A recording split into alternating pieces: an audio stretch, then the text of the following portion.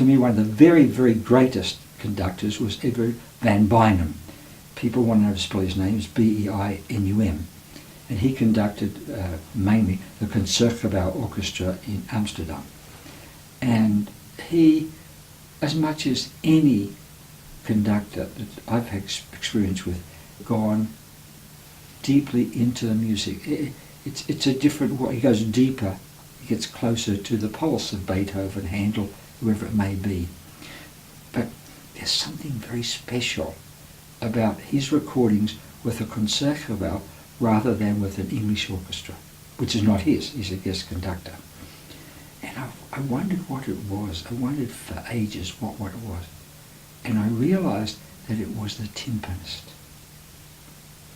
Now, and I talked this over with a Dutch musician who knew in fact had played with the Concertgebouw.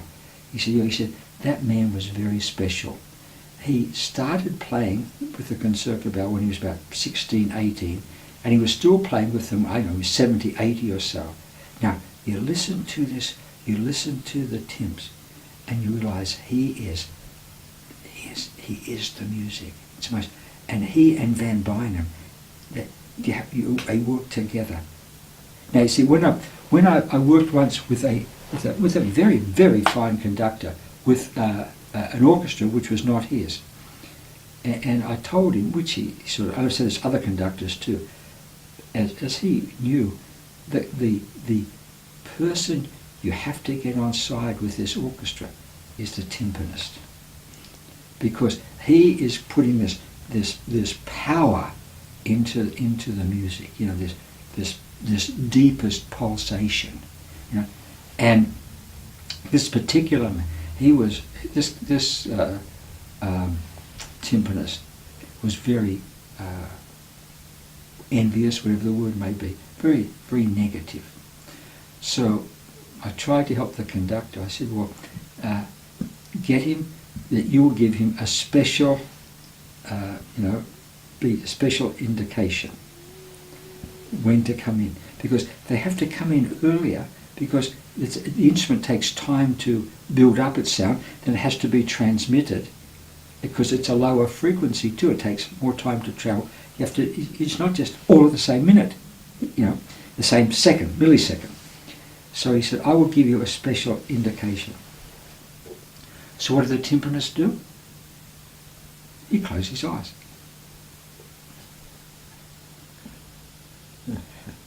Now, to come back to this other timpanist, you can, if you listen, I've never heard anyone play the timpani and they are alive when he plays it. It's a completely different thing, you know. And he and the conductor are working together, and they're all, as far as we can tell, loving the audience. Now I'll tell you a timpani story. I used to be fairly friendly with a with a German company that made percussion instruments, drums, drumsticks, beautiful drumsticks, and big timpani. Now, a timp, of course, has a big calfskin head, and you can't make a timpani bigger than you can get an animal. And the father of the man who owned the company, the father had virtually retired, but he still looked after the timps. Now they would make it, then they put the calfskin on, maybe it was more than calf, but whatever it was, and I would see him come out twice a day, and he'd wet the calfskin as if it was a religious experience, and he would wet it, and he'd just tap it here and tap it here, and he was loving that timpani. He'd do that for some weeks, and I watched him for about a week just doing this, twice a day, early morning, late afternoon. He'd come out, it was like this magic sort of touch he had. You know, he just tuning it here, tuning it there, getting like every fibre of the calfskin to just be moving this, or whatever, like it was just, he was one with that instrument. Not that I never heard him play it, but he just tap it and smooth it and so, with water. It was a love affair.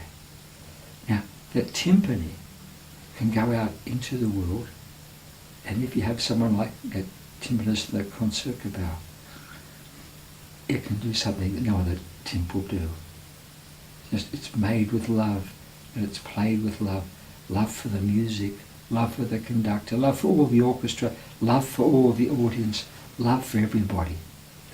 So listen to the concertgebouw with Van Beinum. You'll hear him play, and Van Beinum too, of course. But it's such an experience. It's just so different.